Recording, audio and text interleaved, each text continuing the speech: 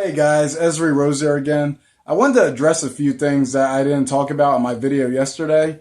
So shout out to Rodney McLeod. He had the interception right after halftime. Our offense had been struggling up to that point, hence the 3-3 tie at halftime. And then after that interception, the game completely changed. Shout out to Alex Singleton, who had a pick six. Alex Singleton, he was making all sorts of plays yesterday. He was all over the field, making tackles, making stops. So really big performance out of Alex Singleton. Shout out to Lane Johnson for his wide open touchdown. Our first offensive lineman touchdown since 2010. He was really happy about it. He tried to do a link leap. Didn't quite work, but the spirit was there, so we liked that.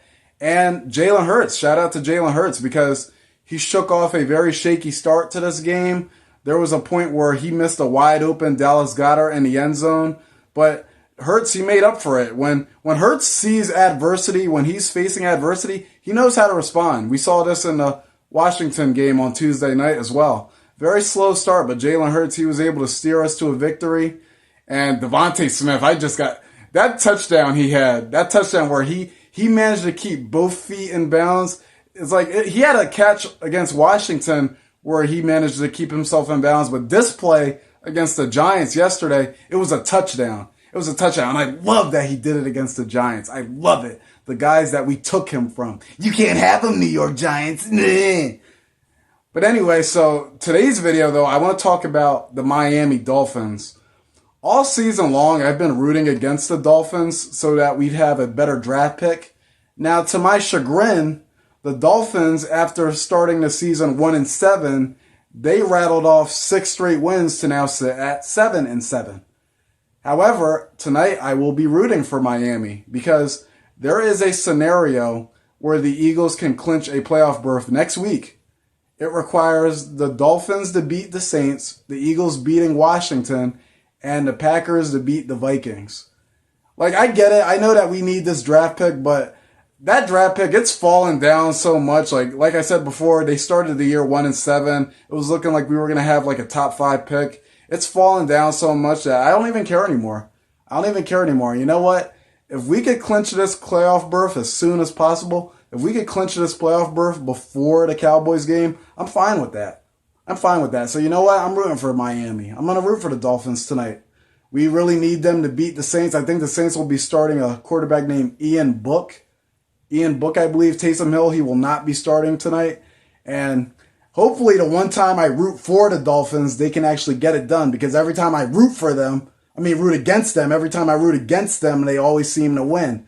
So hopefully the Dolphins can help us out tonight. I know we don't really need the Saints to lose that desperately because we do have a tiebreaker over them. But it would help us out if they lost. So go Miami. Go Miami tonight. Catch you guys later.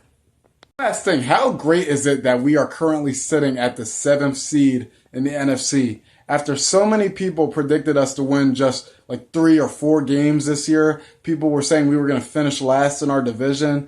After all the doubt, after all the negativity towards this team during the offseason, we are here fighting for a playoff berth late in the year, something that people didn't think was possible. If the playoffs started right now, the Eagles would be there. The Eagles would be the 7th seed, and we would be playing the Dallas Cowboys. The Cowboys of all teams. I would love to see them in the playoffs. I would love to just run into those Cowboys in the playoffs because we're a different team now. We're a different team than they saw on Monday Night Football, the team that only ran the ball 3 times the entire game. This is a different Eagles team. So the fact that we're sitting at a 7th seed right now, after everybody was just talking just all sorts of garbage about the Eagles, how we were going to be like a 2, 3, 4 win team. It just feels really good, man. We are this close.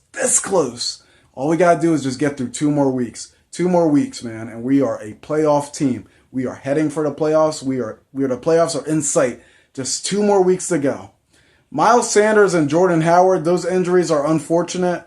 Jordan Howard, he has a more likely case of playing, but Miles Sanders, he's probably going to miss the next 2 games if we're being all serious.